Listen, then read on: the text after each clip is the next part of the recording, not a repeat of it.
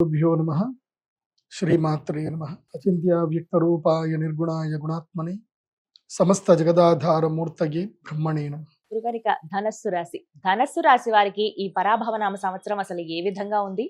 మీ సలహాలు కూడా తెలియచేయండి. అలాగే వారు చేసుకోవాల్సిన పరిహారాలు కూడా చెప్పండి. ధనుస్సు రాశి ఈ సంవత్సరం ఆదాయం 11 ఉంది. ధనుస్సు రాశికి వ్యయము 8, రాజపూజ్యం 3, అవమానం 3.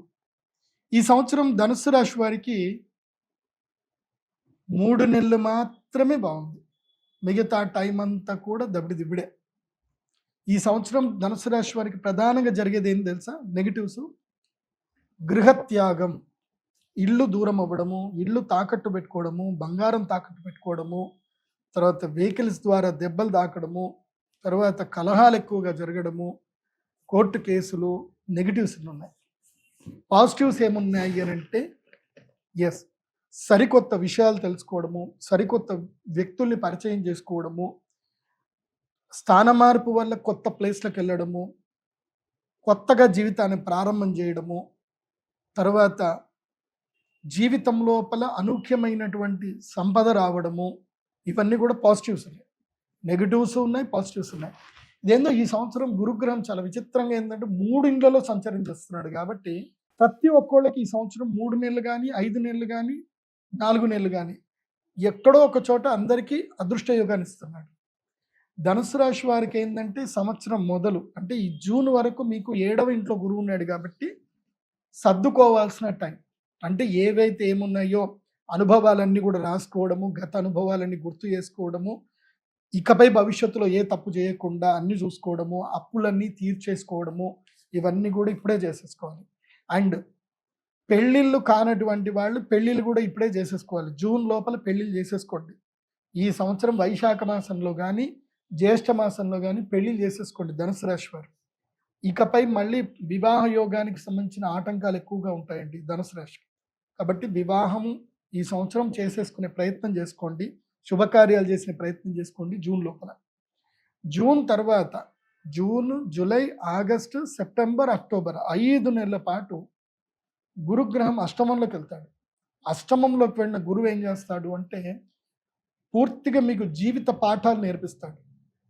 స్థాన మార్పు జరుగుతుంది, అవమానాలు పెరుగుతాయి, ఇష్టమైన వాళ్ళు ధిక్కరిస్తారు, మోసాలు జరుగుతాయి, డబ్బులు పోతాయి, వాహన ద్వారా ప్రమాదాలు జరుగుతాయి, మోసపోతారు, కీలకంగా మోసపోవడం జరుగుతుంది. ముఖ్యంగా యువతీ యువకులు మానసికంగా చాలా కృంగిపోతారు, డిప్రెషన్కి వెళ్ళిపోతారు, ప్రేమ వైఫల్యం అనేది జరుగుతుంది.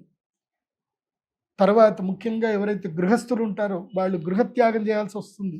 ఇల్లు వదిలిపెట్టి వెళ్ళిపోతారు, ఇల్లు తాకట్లోకి వెళ్ళిపోతాయి, బంగారం తాకట్లోకి వెళ్ళిపోతుంది. ఏది నవంబర్, డిసెంబర్, జనవరి వరకు ఈ 3 నెలల కాలంలో మొత్తం స్మాష్. ఒక్కసారి గాలి బుడగ పేలిపోయినట్టు టప్పని జరిగిపోతాయి అన్నీ కూడా. కాబట్టి ఆ 3 నెలలు తీర్థయాత్రలు చేయండి. ఎవరితో మాట్లాడొద్దు, చాలా జాగ్రత్తగా ఉండాలి 3 నెలలు. తర్వాత మళ్ళీ ఒక 3 నెలలు అదృష్టయోగం వస్తుంది. ఎప్పుడు? సింహరాశి లోపలి గురువు వస్తాడు కదా, నవంబర్, డిసెంబర్, జనవరి. సింహరాశి లోపలి గురువు రాగానే ఏమవుతుంది అని అంటే మీకు 7, 8, 9 భాగ్య గురువు వస్తాడు. భాగ్యం లోపలి గురువు అంటే సింహరాశి లోపలి గురువు అడుగు పెట్టగానే ధనుసు రాశి వారికి అదృష్టయోగం వస్తుంది. కొత్త పరిచయాలు జరుగుతాయి, కొత్త అనుభవాలు జరుగుతాయి, మంచి ఉద్యోగాలు వస్తాయి, వ్యాపారం ప్రారంభం చేసుకుంటారు, లాభాలు వస్తాయి, దూర ప్రయాణాలు చేస్తారు, మంచి గుడ్ న్యూస్లు అన్నీ ఉంటాయి. కాబట్టి వివాహం కూడా జరిగే అవకాశాలు ఉంటాయి.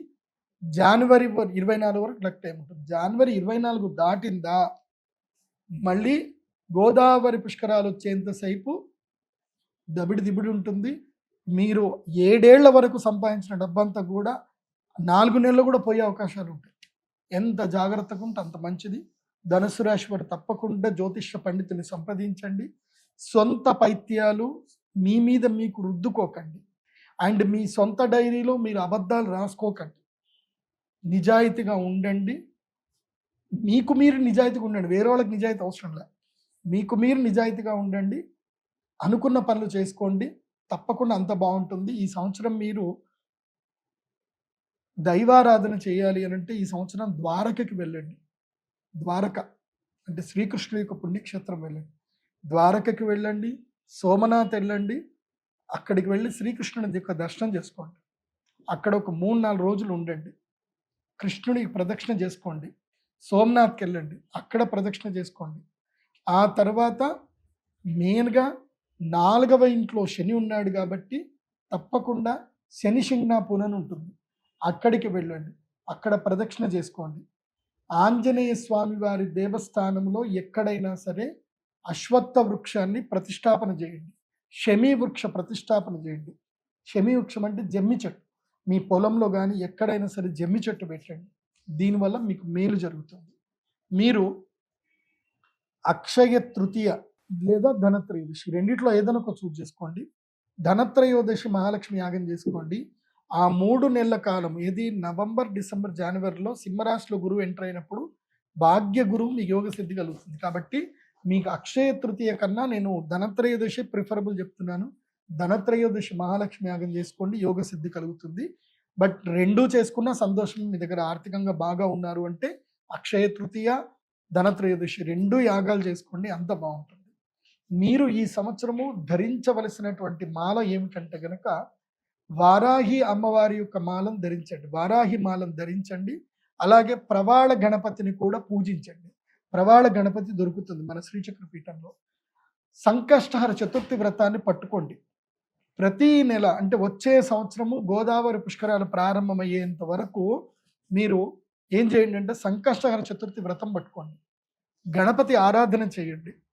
మీకు ప్రవాళ గణపతిని నేను పంపిస్తాను మా శ్రీచక్ర పీఠంలో, నా pradeepjoshi.com వెబ్సైట్లో ఆర్డర్ చేసుకోండి. మీకు వరాహిమాల దొరుకుతుంది, అలాగే ప్రవాళ గణపతి కూడా దొరుకుతుంది. ఆర్డర్ చేసుకోండి, చక్కగా నిత్య పూజ చేసుకోండి. రోజు ఓం గం గణపతయే నమః, రోజు 5 నిమిషాలు గణపతిని తీసుకోండి, ఒక పళ్ళెంలో, రాగి పళ్ళెంలో గణపతిని పెట్టండి.